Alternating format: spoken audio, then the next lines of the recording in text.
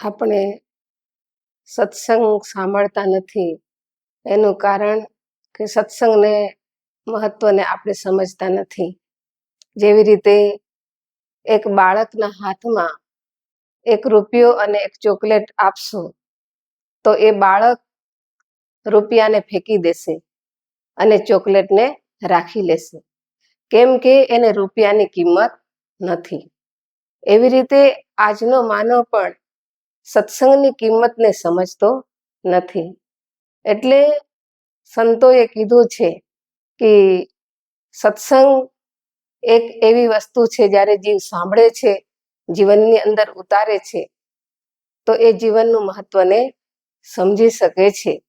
કેમ કે આ કાન જે આપણને આપ્યા છે, હરિના ગુણ અનુવાદ સાંભળવા માટે આપ્યા છે. જે મોઢું આપણને આપ્યું છે, હરિના ગુણ ગાવા માટે આપ્યા છે. પરંતુ આજે જીવ એ હરિના ગુણને ગાતો નથી અને જે સંસારમાં ન કરવાનું એ આજે માનવ કરી રહ્યો છે. એટલે જીવ મનુષ્ય જીવનની કોઈ મતલબ કદર કિંમત સમજતો નથી. જેવી રીતે ભગવાન કહે છે કે મેં દરેક જે પ્રકૃતિ છે એને બધાને મારા હુકમ પ્રમાણે એ ચાલે છે. કે જેવી રીતે નદીને મેં કહ્યું કે તમે વહ્યા જ કરો, સમુદ્રને મેં કહ્યું કે તમે મર્યાદાની અંદર રહ્યો, પહાડોને કીધું કે તમે સ્થિર રહ્યો અને વૃક્ષોને કીધું કે તમે છાયો અને ફળ આપતા રહ્યો. એવી રીતે આ પ્રકૃતિ જે છે એ પણ મારા હુકમ પ્રમાણે ચાલે છે. પણ મનુષ્યને મેં કીધું કે તમે ભગવાનને જાણીને, મને જાણીને તું ઈશ્વરનું ભજન કર, પણ એ જીવ આજે કરતો નથી. અને ન કરવાને કારણે આજે મનુષ્ય પોતાના જીવનની અંદર દુખી રહે છે. દુઃખનું બીજું કોઈ કારણ નથી. કેમ કે જીવનની અંદર એ કંઈક ને કંઈક ઉણપને જીવનમાં અહેસાસ કરે છે કે મારા જીવનની અંદર આ નથી, મારા જીવનની અંદર આ નથી. એવી ઉણપો જીવનમાં એ મહેસૂસ કરે છે. એટલે જેવી રીતે મોર હોય છે અને એ મોર દેવી સરસ્વતીને પ્રાર્થના કરતા કહ્યું કે દેવી, હું તમારું વાહન છું, તો મારો અવાજ જે છે કે મારા અવાજ સામે કોયલ વધે, મારા અવાજને કોયલ ઝાંખું પાડી દે છે. ત્યારે સરસ્વતી દેવીએ મોરને સમજાવતા કીધું કે મોરલા, અગર કોયલ એના સુસ્વર વડે જો સુખી છે એમ તું સમજે છે, તો તું ક્યાં દુખી છે? તું પણ સુંદર પીછાથી સોહામણો છે. અને સરસ્વતી દેવી કહે છે કે મોરલા, તને આ ભગવાનની લીલાનું ખબર નથી. એની લીલા કેવી છે.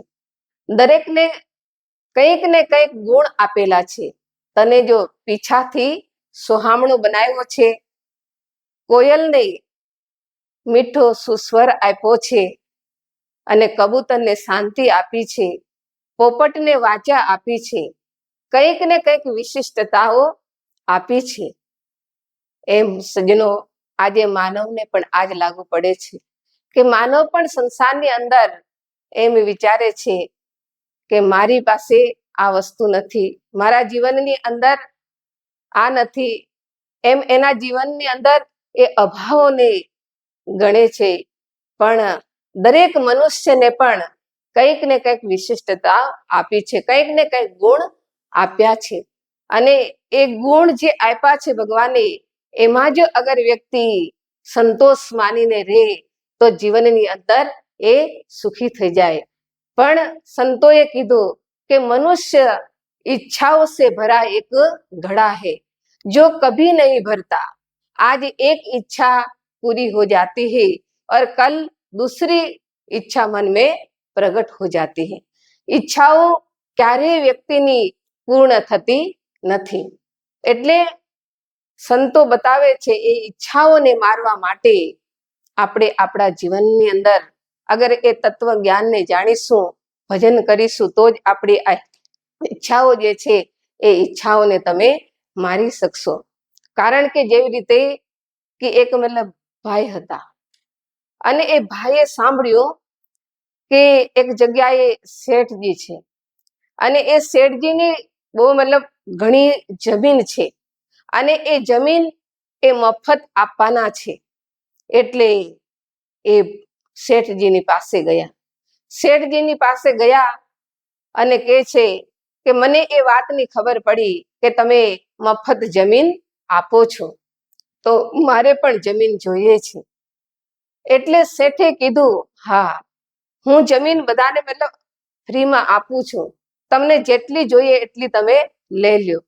તમે અહીંયાથી દોડ લગાવતા જ જાઓ, દોડો. જેટલી તમે દોડશો અને જેટલી તમે દોડ લગાવશો એટલી તમારી જમીન થઈ જશે. પણ એક શરત છે કે સૂર્ય અસ્ત થતા પહેલા તમારે અહીંયા પહોંચી જવું પડશે. એટલે ભાઈએ વિચાર્યું કે ચાલો, સૂર્ય અસ્ત થવાનો તો બહુ વાર છે, ચાલો હું થોડું દોડું. એમ કરીને એ દોડતા જ જાય છે, દોડતા જ જાય છે. થોડું મતલબ થાક લાગે છે, પાછા ઊભા રહે છે, અને ઘડિયાળની અંદર એ જુએ છે હજુ તો સૂર્ય અસ્ત થવાનો બહુ વાર છે. એમ કરીને દોડી જ જાય છે. દોડતા દોડતા ખૂબ દોડ્યા, અને પછી એમ વિચારે છે કે ચાલો, અહીંયા સુધીની હવે મારી જમીન થઈ ગઈ. કેટલી મતલબ કેટલા વીઘા મેં દોડી લીધું, આટલી જમીન મારી હવે થઈ ગઈ. હવે તો હું સંસારની અંદર સુખી થઈ જઈશ. આ જમીનમાં તો હું અનેક પ્રકારના અલગ અલગ મતલબ બિયારણો વાપીને બધા મતલબ બીજ ઉત્પન્ન કરીશ, અને હું એક ધનાઢ્ય બની જઈશ. આમ વિચારતા હતા. હવે સૂર્ય અસ્ત થશે એના પહેલા હું ત્યાં પહોંચી જાઉં.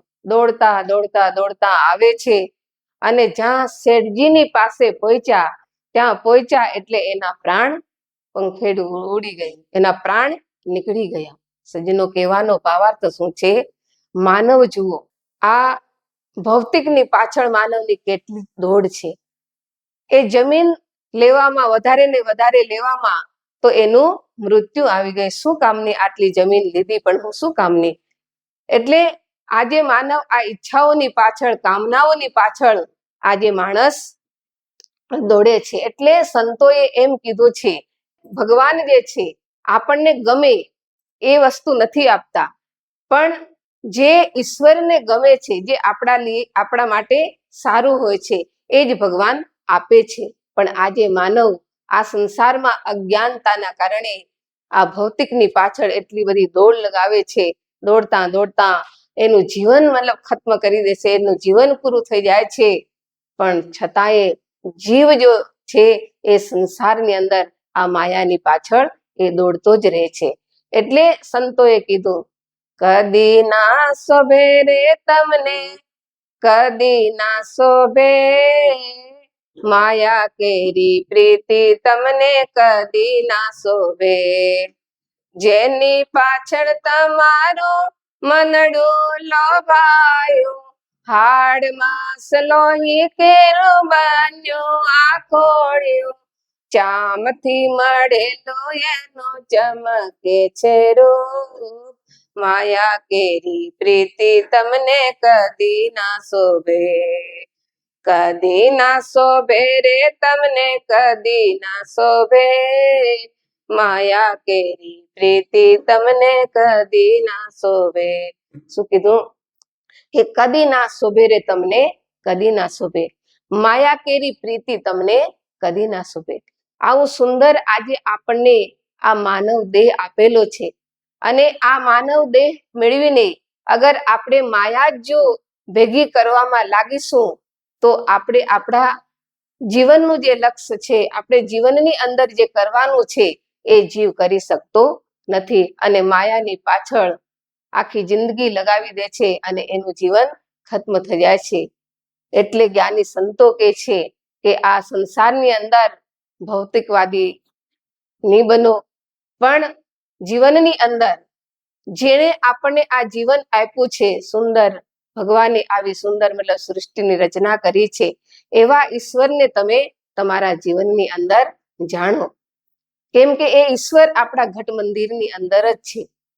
ઘટ में है सूझे नहीं लानत ऐसी जिन તુલસી આ સંસાર કો ભયો મોતિયા બિન. ઘટમાં છે પણ છતાંય આજે દુનિયા એ ઈશ્વરને બહાર ગોતે છે. બહાર મતલબ ગોતવા માટે દોડે છે, પણ બહાર દોડી દોડીને થાકી જાય છે, પણ છતાંય એ ઈશ્વર પ્રભુને એ મેળવી શકતા નથી. તો આપણી જેટલી પણ દોડ છે એ ગલત છે. એટલે કીધું ને કે દૂર દૂર ગયો તું તો મેળવા રામને, ઓળખી શક્યો ના તું આત્મના રામને, અંતર્મુખી થઈ અંતર્યામીને પીછાણી લેજો, થાશે ઉપાધિ તારી દૂર દૂર દૂર. શું કીધું કે દૂર દૂર ગયો તું મેળવવા રામને, ઓળખી શક્યો ના તું આત્મના રામને.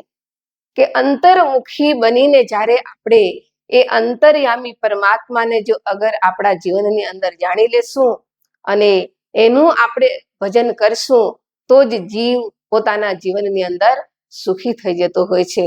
પણ આજે ઈશ્વર આપણી પાસે છે પણ આપણી દોડ ગલત છે. આપણે બહારિક જગતની અંદર દોડી રહ્યા છીએ.